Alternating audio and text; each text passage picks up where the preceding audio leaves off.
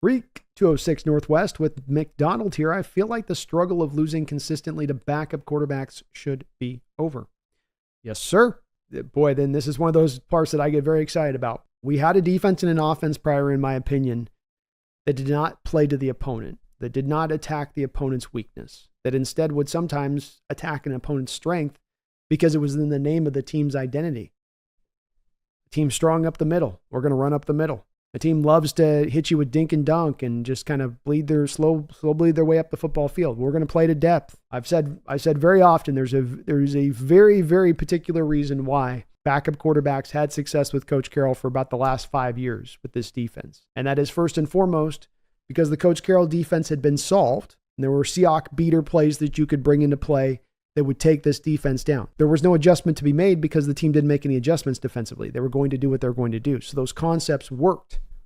The difference between a backup quarterback and a starter is a starter will come out there with brass balls, and he'll go out there and he'll sometimes want to push the envelope. Yeah, I know the throw to the flats there all day, but I'd really like to try to hit this post route. I'd like to try to get this down the field, and we've just been dinking it all day. They've got to finally, at this point, get impatient, allow me to go. Whereas a backup's going, anytime on the field, I need to be towing the line, doing what the coach says, because I want another opportunity to get back out here. I want to have another chance to show them that I can do this job for them. And I'm not going to do that by freelancing, because your freelancing goes bad as a backup quarterback. Guess what? You're not going to be starting too many games. So a backup comes out there against the Seahawks defense that's very simple in its approach. A Seahawks defense that's going to have that leaning towards depth with their coverages. We're going to take away the deep ball. The backup quarterback's going, hey, I don't have a strong arm anyway. Go ahead and take away that deep ball. I'm just going to sit there and throw it to the flat. So why so many backup quarterbacks could continuously go into our Seahawks defense and have the success is they weren't going to go outside of themselves. They knew who they were. They knew their role to play. And that made them effective. And that's not going to be the way it is anymore, because as we saw with Mike McDonald last year, and what sits at the forefront of his defense, among other things, is I am going to attack your weakness. I'm going to force you to do what you don't want to do. Hey, Seattle Seahawks, you got protection scheme problems. You got issues with dealing with stack fronts. I can confuse your offensive line protections by throwing stack fronts at you.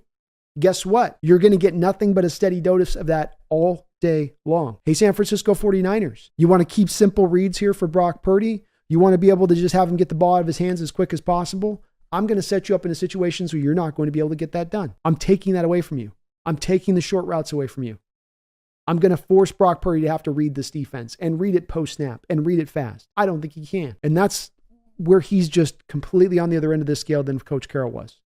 Coach Carroll had a purposeful reason for why he did what he did. It had a day where it was really effective, and he created a legendary defense with this approach. But its day had just passed, and now you need to be more to this new day and where the evolution of the sport had gone, where the evolution of people dealing with Coach Carroll's defense had gone, to kind of update your systems a bit. And we didn't update our systems. And that's why those backups year in and year out could always come in and keep giving us problems. That's why Andy Dalton threw for what he threw, 350 yards last year against us at home as a Panther. And shoot, that's the second time Dalton's thrown for 350 on you in your stadium in the last 5 years. Guy that you barely play.